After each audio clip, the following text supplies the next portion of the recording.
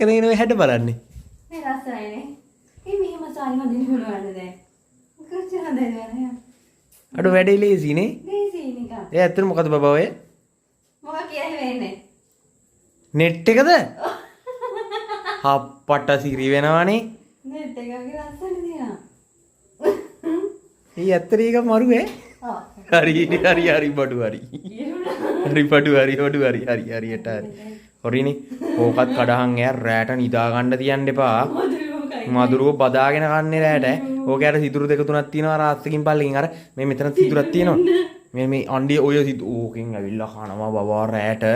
ආය කනකොට නම් පට්ට සනීපයි ඈ. එළි වෙනකන් ඇහැරලා. එහෙනම් මම ලස්සනයි නේද? වෙඩින් සාරියක් වගේ ටික. නෑ මෙහෙම ගම් තියනවා නේද? බූරුවෙක් වගේ. පොඩ හැදුන පොඩ්ඩක් මේක. නේද දෙන්න. අයියෝ. අර සාරියක් අඳින්න ඕන නම් අපේ අම්මගේ සාරියක් ඉල්ලන් එන්න.